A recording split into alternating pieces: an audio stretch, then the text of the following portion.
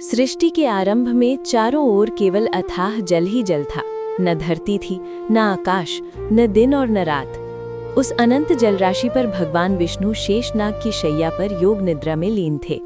उनका स्वरूप शांत था, लेकिन उसी शांति में पूरी सृष्टि छिपी हुई थी। उसी क्षण भगवान विष्णु की नाभि से एक दिव्य कमल प्रकट हुआ। कमल धीरे धीरे खिलता गया और उस पर 3 मुखों वाले ब्रह्मा जी प्रकट हुए। तीनों मुखों पर घनी सफेद दाढ़ी, वृद्ध स्वरूप और अपार ज्ञान की आभा थी। भगवान विष्णु ने ब्रह्मा जी को 4 वेद प्रदान किए और कहा, इन्हीं वेदों से सृष्टि की रचना करो। ब्रह्मा जी सृष्टि निर्माण से पहले हजारों वर्षों तक कठोर तपस्या में लीन हो गए, पर तभी एक भयानक अनहोनी घटित हुई।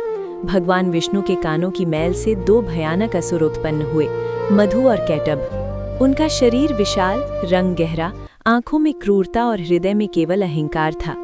हजारों वर्षों तक जल में रहने के बाद जब उन्हें भूख लगी तो उनकी दृष्टि कमल पर तपस्या कर रहे ब्रह्मा जी पर पड़ी। उन्होंने ब्रह्मा जी पर आक्रमण कर दिया, 4 वेद छीन लिए और समुद्र की गहराइयों में जाकर छिप गए। वेदों के बिना सृष्टि का कार्य रुक गया।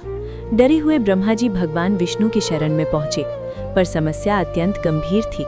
मधु और कैटभ ने देवी महाशक्ति से इच्छा मृत्यु का वरदान प्राप्त कर लिया था। वे अपनी इच्छा के बिना मारे नहीं जा सकते थे। तब भगवान विष्णु ने एक अद्भुत अवतार लेने का निश्चय किया। उन्होंने हायग्रीव अवतार धारण किया, घोड़े का सिर और मानव का शरीर, क्योंकि घोड़े की बुद्धि तीव्र होती है और उसकी सूंघने की शक्ति अपार है। भगवान हायग्रीव समुद्र के भीतर उतरे। जल के अंदर हजारों वर्षों तक भयानक युद्ध हुआ, पर वरदान के कारण असुर मारे नहीं जा रहे थे। तब भगवान ने अपनी माया से असुरों को मोहित किया और पूछा, तुम्हारी मृत्यु कैसे होगी?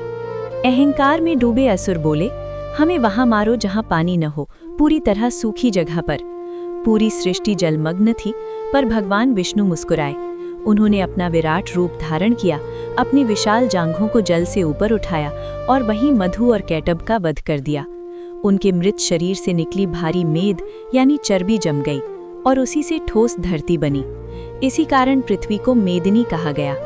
युद्ध के बाद थके हुए भगवान हायग्रीव असम के मणिकूट पर्वत पर विश्राम करने आए।